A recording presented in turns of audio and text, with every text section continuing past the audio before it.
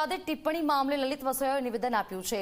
લલિત વસોયાએ સમગ્ર પાટીદાર સમાજને વિનંતી કરી છે, રાજકીય માણસો અંગત સ્વાર્થ માટે બે સમાજોને લડાતા હોય છે તો સૌરાષ્ટ્રમાં ક્ષત્રિય વર્સિસ પાટીદારથી લડાઈ વર્ષો સુધી ચાલી રહી હતી।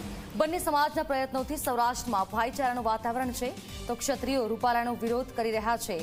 પાટીદારોનું નહીં, ભાજપ ક્ષત્રિય વર્સિસ પાટીદાર કરાવવા માંગે છે। આ મામલો ફક્ત રૂપાલા પૂરતો છે। વસોયાએ વૈમનસ્ય ના ફેલાય તે માટે વિનંતી કરી છે। વર્ષોથી સૌરાષ્ટ્રની અંદર રાજકીય માણસો પોતાના અંગત સ્વાર્થ માટે બે સમાજોને લડાઈવા કરતા હતા।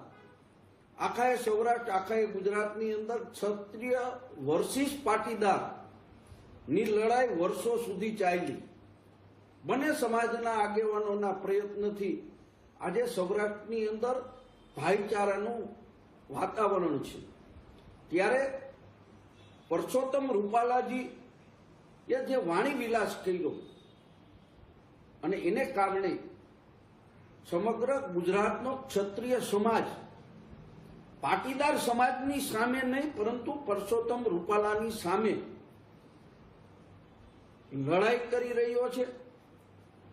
ત્યારે ભારતીય જનતા પાર્ટીના અમુક આગેવાનો આ ક્ષત્રિય સમાજની રૂપાલા સામેની વ્યક્તિગત લડાઈને બે કોમ વચ્ચેની, બે સમાજ વચ્ચેની લડાઈ બનાવવા માટેનો જે હીન પ્રયાસ કરી રહ્યા છે એ પ્રયાસને હું વખોડું છું।